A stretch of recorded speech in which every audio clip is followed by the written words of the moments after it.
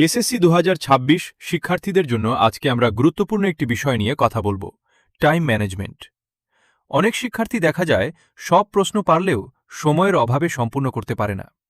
তাই সঠিক সময় বন্টন জানাটা খুব জরুরি। প্রথমে বলি এমসিকিউ নিয়ে।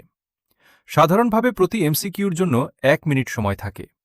চেষ্টা করবে প্রথম 10 মিনিটে অন্তত 10টা এমসিকিউ শেষ করে ফেলতে। এতে করে তুমি কিছু মার্ক নিশ্চিত করতে পারবে। এরপর ধীরে ধীরে বাকিগুলো করবে।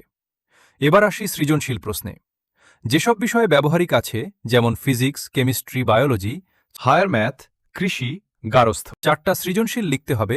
প্রতি প্রশ্নের সময় প্রায় 30 মিনিট, মোট সময় প্রায় 120 মিনিট। সংক্ষিপ্ত প্রশ্ন 5টা প্রশ্ন, প্রতি প্রশ্নে প্রায় 6 মিনিট, মোট সময় দাঁড়ায় প্রায় 150 মিনিটের মতো। এখন বাংলা, গণিতের মতো বিষয়।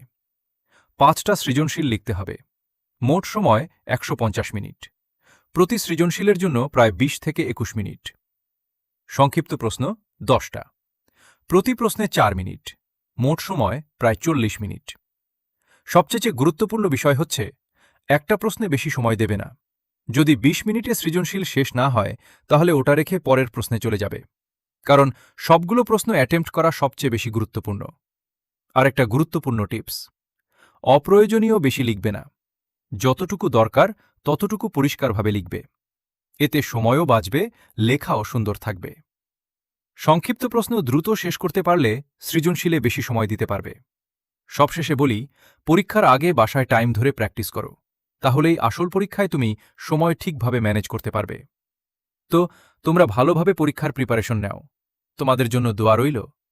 তোমরা সকল আপডেট ও গুরুত্বপূর্ণ ভিডিও পেতে এডুকেশন টাইম চ্যানেলটি সাবস্ক্রাইব করে রাখো। আজকে এখানেই শেষ করছি। আবারও দেখা হবে নতুন কোনো গুরুত্বপূর্ণ ভিডিও নিয়ে। তোমরা সবাই ভালো থাকো। Thanks for watching.